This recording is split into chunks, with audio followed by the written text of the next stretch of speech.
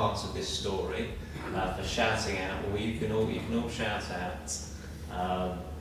And it's a story of a traveller who was travelling and stayed the night in a hotel.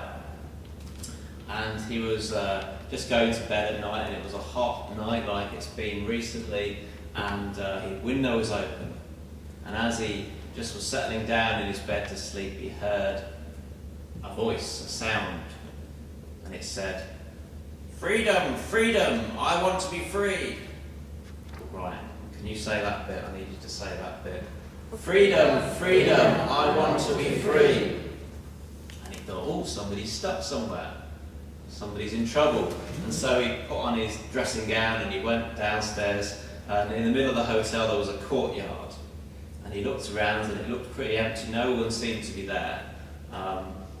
And yet once again he heard that sound, that voice saying, "Freedom, freedom, I want to be free."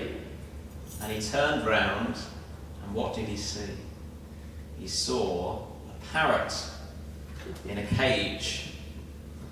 And it was in this cage, and it was squawking, "Rah! Freedom, freedom, I want to be free."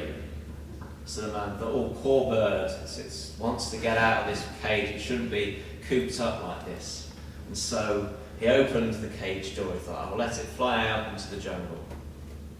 And the bird didn't move. It stayed on its perch, and once again said, "Rah! Freedom, freedom, I want to be free."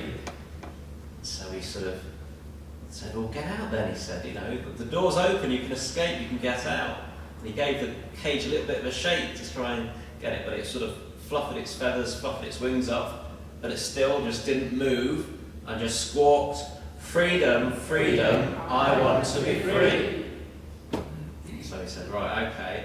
And he reached his hand into the cage and grabbed hold of the parrot, and it was flapping about and squawking and biting his hand, and he was trying to pull it out of the cage, and it was really resisting, but it kept still shouting, "Rah! Freedom, freedom, I want to be free." And he managed to eventually get it out and let it go, and the parrot flew off. He said, "All right, well, he's hurt his hand quite a bit," but he thought, no, I've done my good deed now. I've freed this parrot that wanted to be free.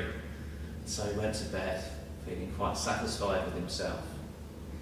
And he slept well that night, but then he woke up in the morning with the sunlight coming through the window, and he heard a noise.